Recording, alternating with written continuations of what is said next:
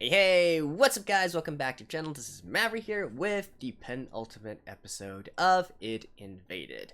That's right, this is the second to last episode. This series only has 13 in total, and in the last episode we just had a major development, right? It's finally confirmed that the culprit is actually the chief of the Kura division. Which again, I went through this in the last episode. It's kind of surprising, but not surprising at the same time. I kind of guessed that that was probably going to be the person. Now, however, what I'm more interested in is his exact motives, right? Because I'm pretty sure that he probably also has his own story to tell. And also, beyond that, at the end of the last episode, it seems that things are going to get even more crazier with Atsukai actually being confined by the chief. And it seems that things are gonna get crazy even more in the realm of sci-fi, right? So I can't wait. Let's just get right into it and see what's gonna happen. Alrighty, so this episode started with the opening. I skipped it, and let's begin right in the episode in 3, 2, 1, play.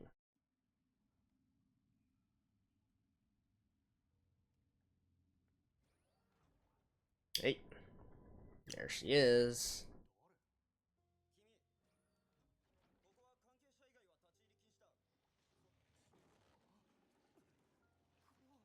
Talk about sci-fi.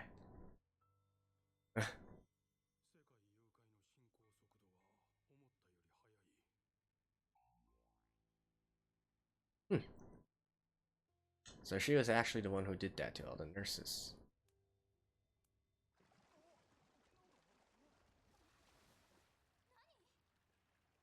She can completely go into the minds of people.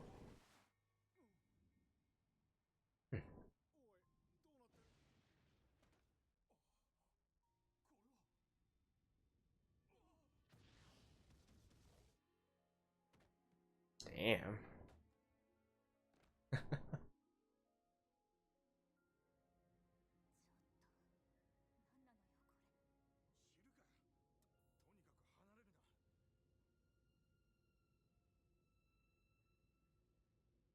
Oh.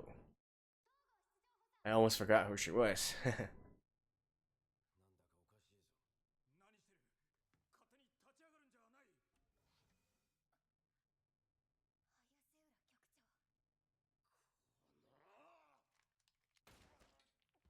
Ooh.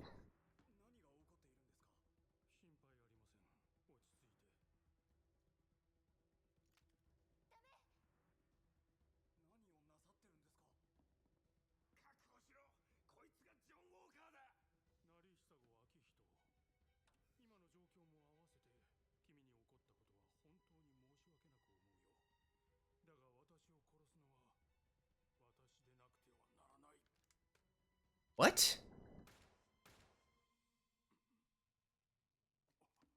What in the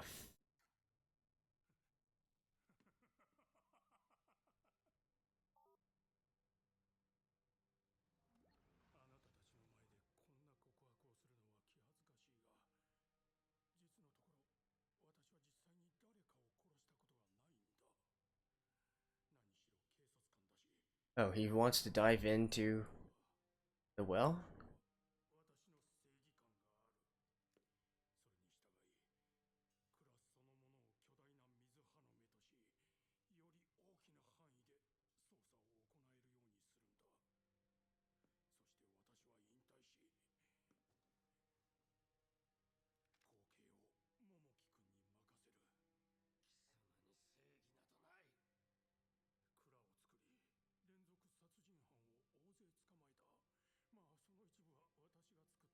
Huh. So his entire motive is to allow Kura to fry.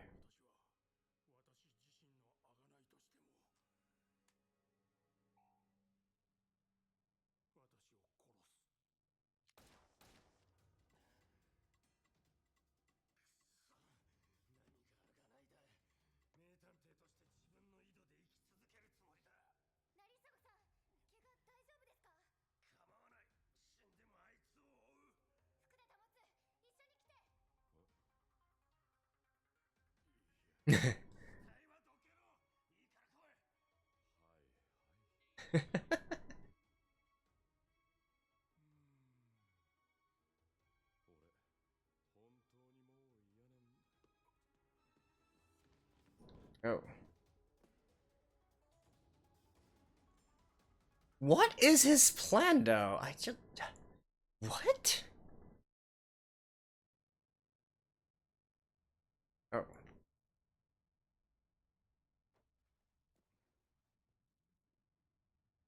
You can stay in there after, even after you're dead?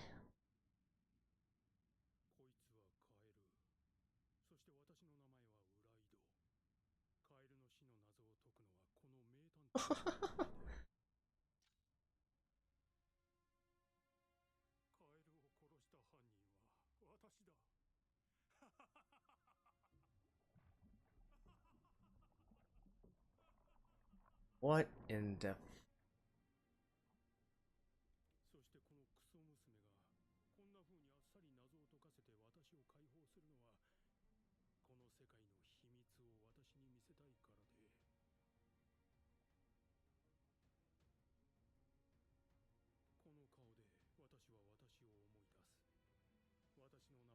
Right, so wouldn't Wellstorm start manifesting? Yeah.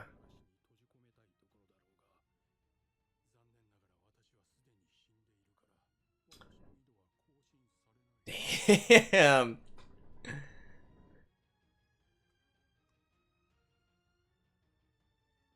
Some high level chess here.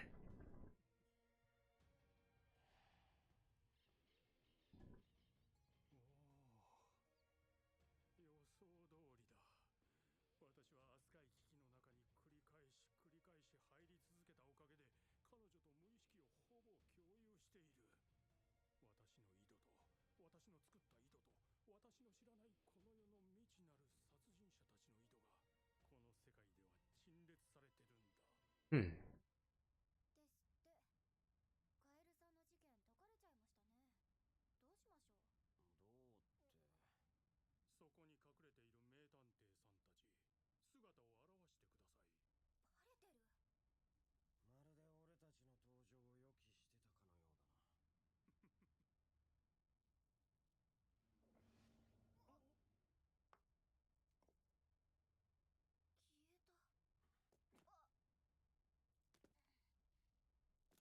These two can't remember who they actually are, right?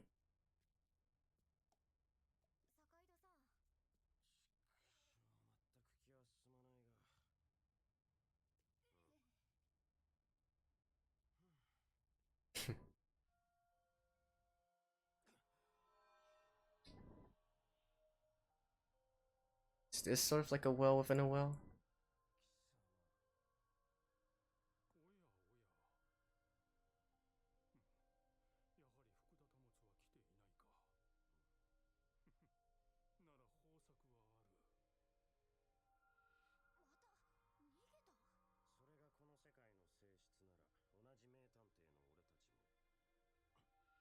But how do you know where to go?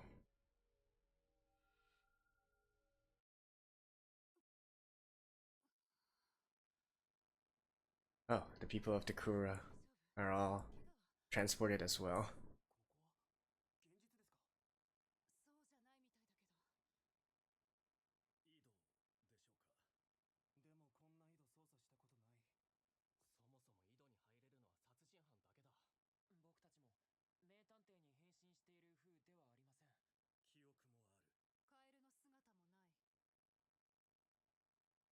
Hmm.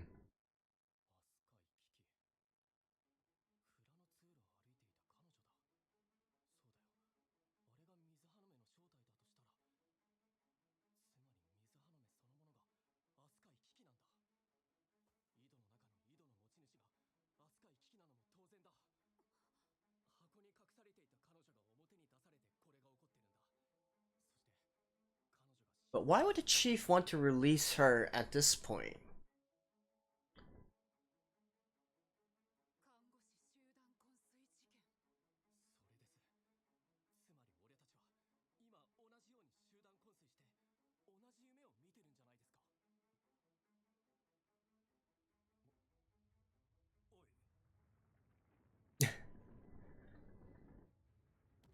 And when you die in this dream, wouldn't you just regain consciousness?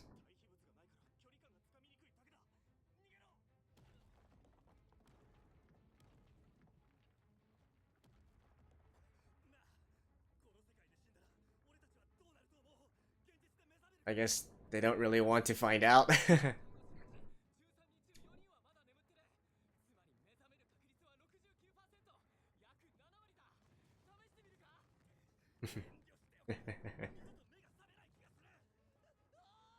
You guys want to run sideways, maybe?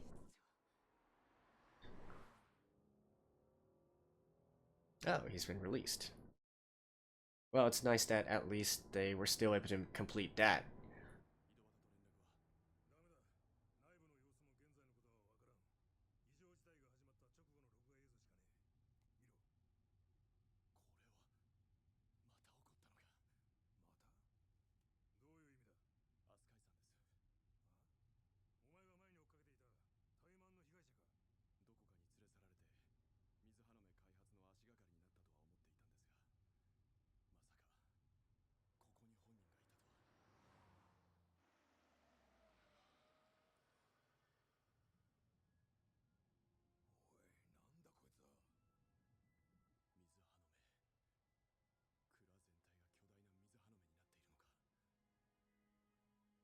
What's the purpose of releasing Asakai?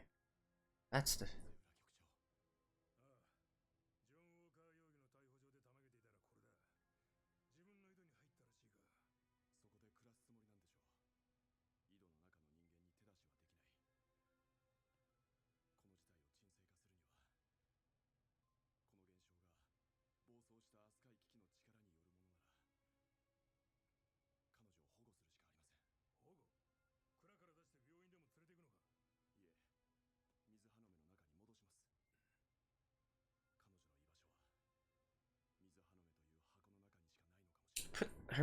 put her inside herself?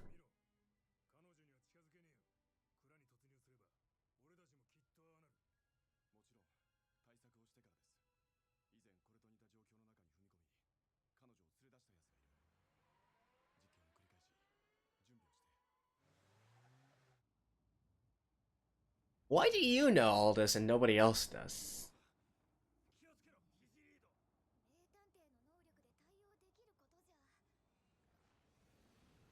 Ooh. Oh, drills.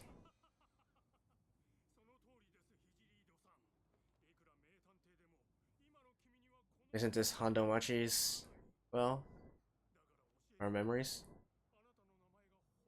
Why would you tell them this?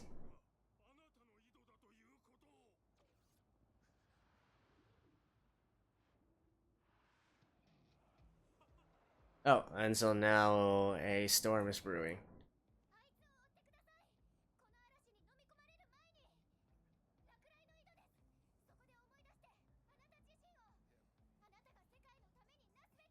Why don't you just tell him you're Narahisago and be done with it?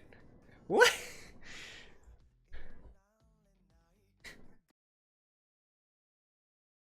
Oh.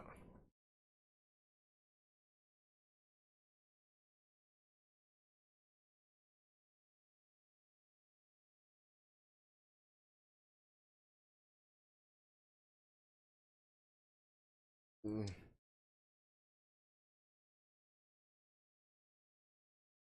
Ooh, Fukuda.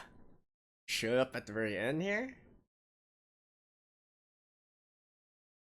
How was he able to get in here, though?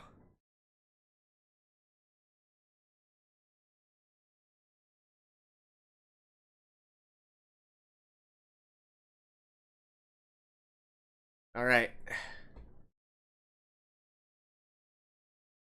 Narahisago's back as well.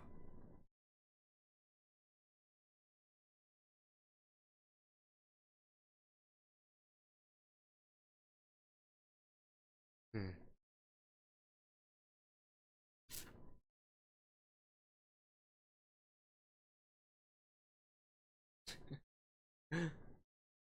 What in the world is going on with this?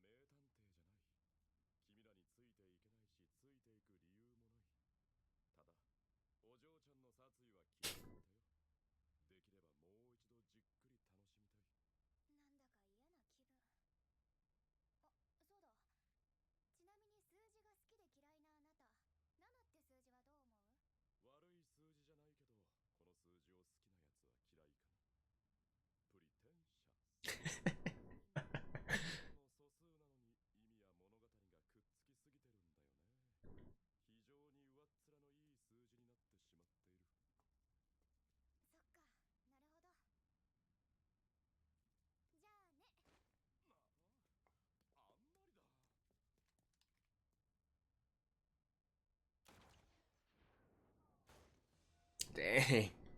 Rakuda. How are you? Why are you so able? How the fuck were you able to outrun a bullet?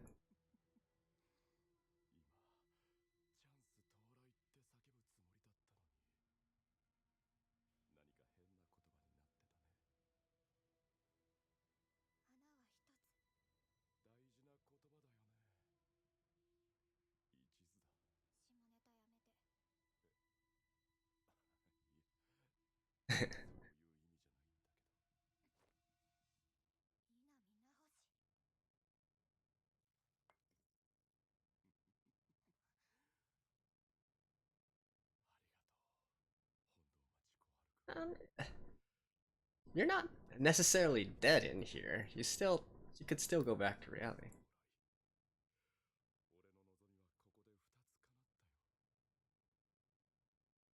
No, I guess 30% chance.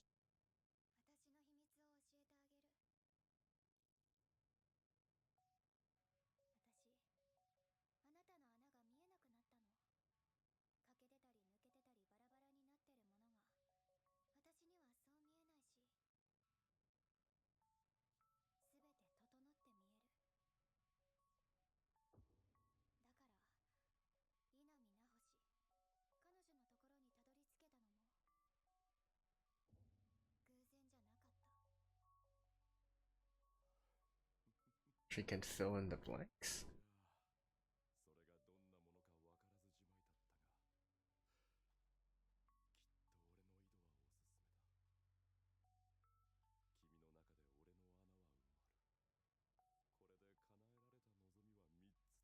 Okay.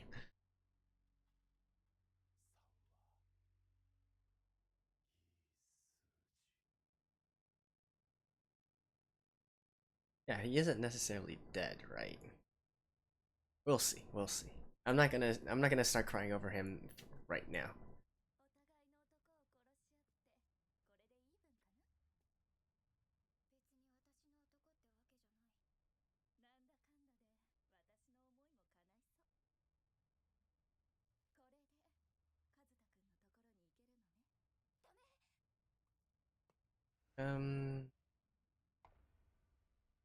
Is it?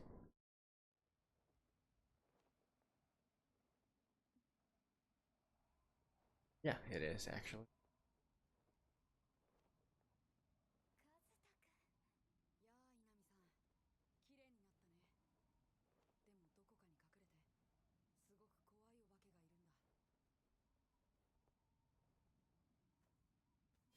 Ooh.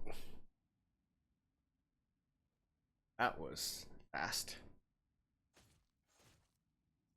But why is she here? Why is he here right now? Oh, I guess it's just part of the subconscious of him. Okay.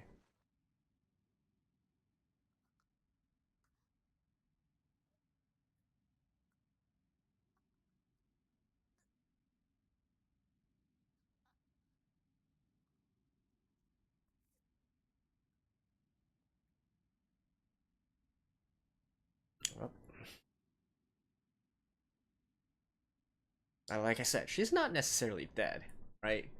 30% chance.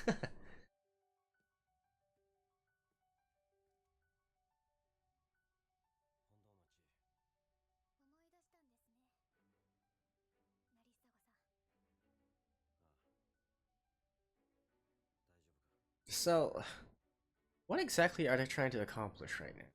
I don't get it.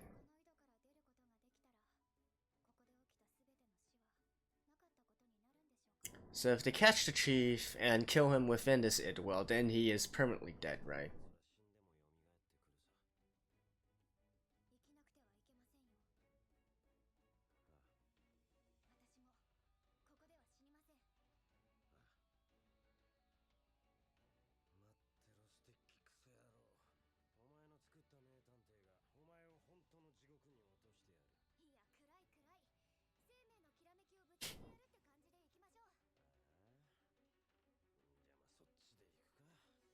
Okay.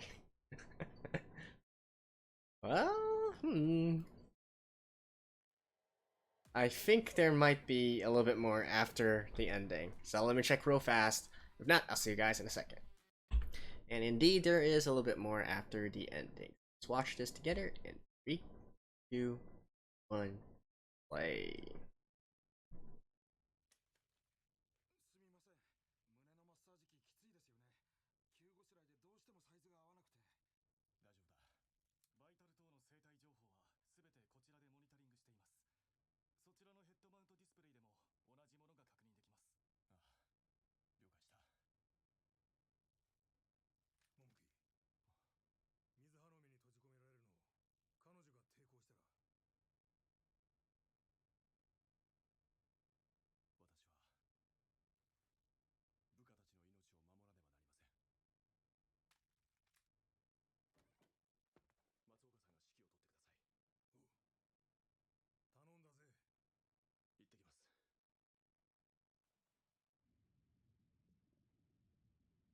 Wacky to the rescue.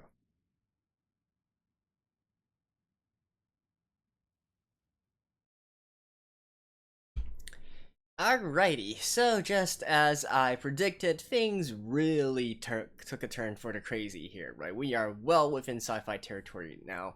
With that said, we do have a lot of, again, backstory as well. Some making sense, some not exactly making sense, and definitely a lot more questions than when before I began this episode. So let's go through them, right? So first of all, we do get to know the motives of the chief. So it's quite simple, actually. He simply wants to increase the role of the Kura, which I presume is an organization that he had built himself. I guess you can say that he has a twisted sense of justice. He believes that Kura is going to be for the good of the people. It's his brand of justice. It can rain down justice on the serial killers and various other criminals as well. However, in order to solidify Kura's position within the law enforcement agencies and so on and so forth, he needed to create some artificial cases, if you will, to allow Kura to gain more prestige and gain more experience, etc., etc. So I'm not really sure if this entire motive makes sense or whatnot, but at least that's his explanation for all of this anyways. Now, the thing here though is I'm not really sure this ties in with the entire timeline of the story, right? More specifically with this Asukai character. So what we know about Asukai was that she was rescued after being kidnapped by the Challenger, right? Narihisago managed to, he killed the Challenger, shot him, and so Asukai was rescued. So I had thought that actually the chief, as well as the scientist or doctor who created the Mizuhanome, was only able to start on this project after Asukai was rescued by the Challenger, but apparently not so. So I always thought that she came first, but that's not true, right? Somebody created the Challenger, right? The Challenger was not just some random serial killer. It's been said already in the last episode, the Challenger is one of the 7 that was created by the chief. So what this means is that he actually started doing this even without the Mizuhanome, and I guess it's also possible if he was simply already synchronizing with Asukai before, going into her dreams or whatnot, sharing dreams. Maybe what the chief actually did was he sort of affected all the other serial killers whilst they were still inside the dream, and so that is how he shaped them little by little into the serial killers that they are. However, that still doesn't answer the question, like, how come none of them can clearly remember the chief, right? How come all of them only have this very fuzzy memory of this John Walker character, and they can't even really see his face? That's not how the dream world that Asuka showed us worked, right?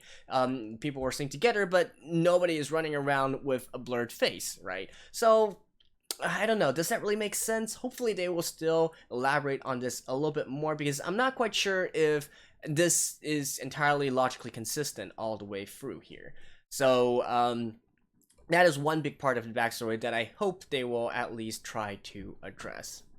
Now, as for what the chief did right now in this episode, well, living on inside the well, okay, I guess. You'd think that he would maybe try and get out of this a little bit, try harder to get out of this, but I guess he reckons that his time is up.